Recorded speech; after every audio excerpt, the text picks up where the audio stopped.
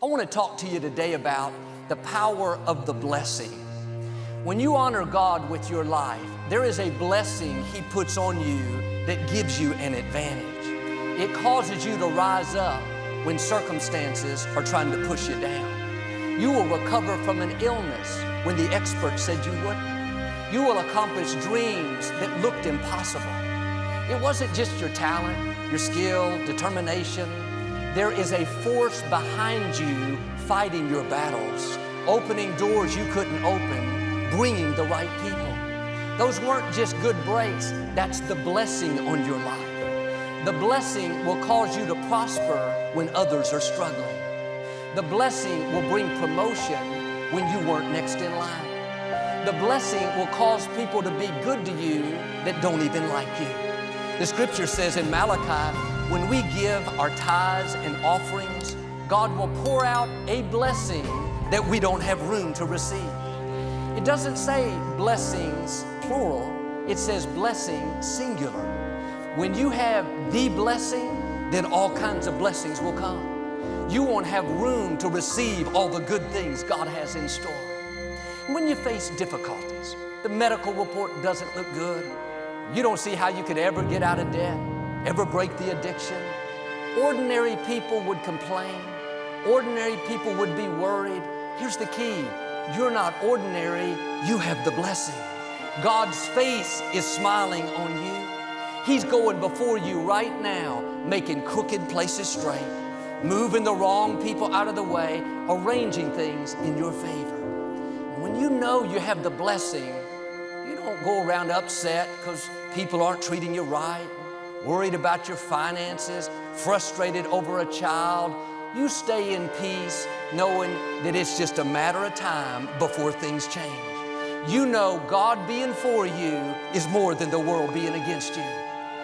When you're tempted to be discouraged, think it's never going to work out, turn it around. Father, thank you for the blessing on my life. Thank you that you're breathing in my direction.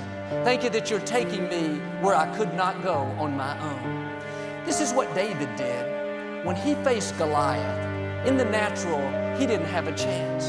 Goliath was twice his size, had all kinds of training and experience. He was wearing a full set of armor. David didn't have any of that. He could have been intimidated, stayed in the shepherd's fields, complained, God, he's too big.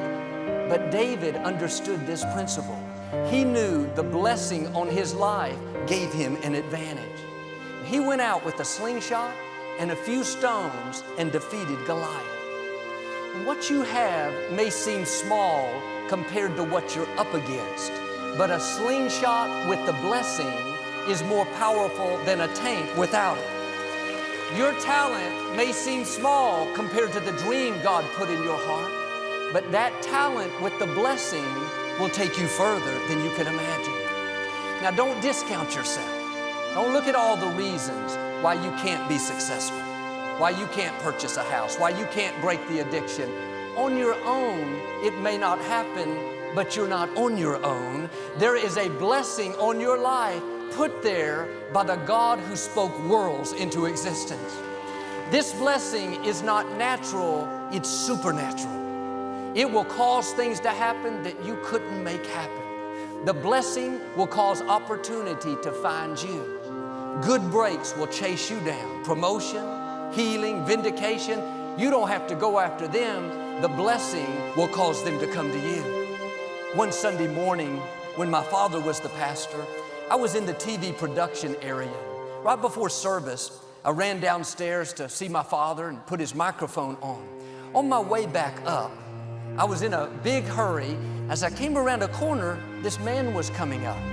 He stopped me and said, Joel, my cousin has a construction permit for the last full-power commercial television station in Houston. He wants you to be a part of it. There were hundreds of people in the lobby that day. If I would have been 10 seconds earlier, I would have missed him.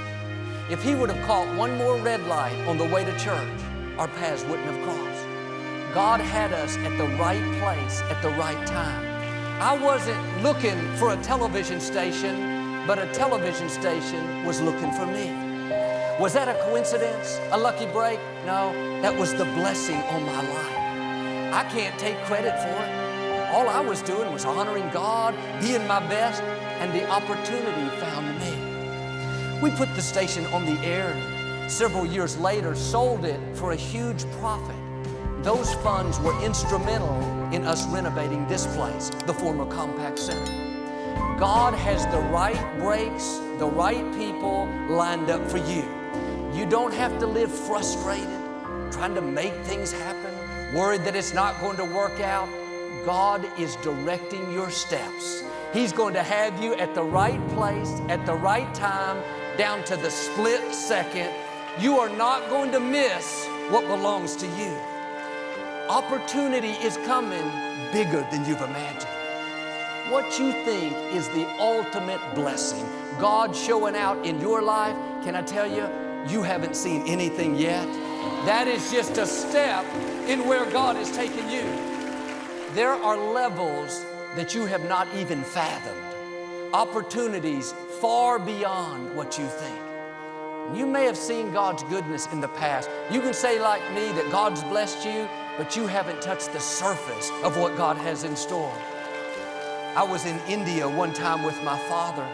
I met this young pastor that came from a very poor family.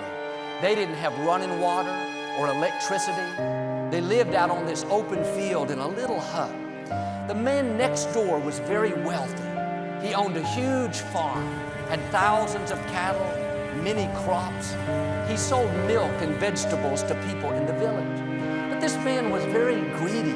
His prices were so high that most of the poor people couldn't afford anything. One day, about 10 of his cows got out and came over to the property where the pastor and his family lived. The man heard about it, had his workers come, get the cows, put them back in the fence. The next day, 10 more cows got out, came over to the pastor's property.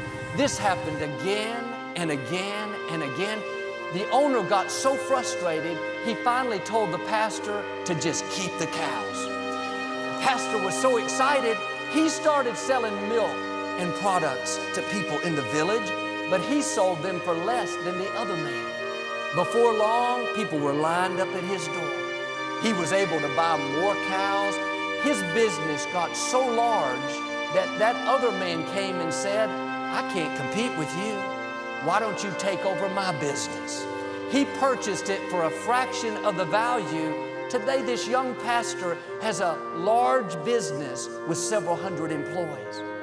It all started when those cows came to his property and wouldn't leave.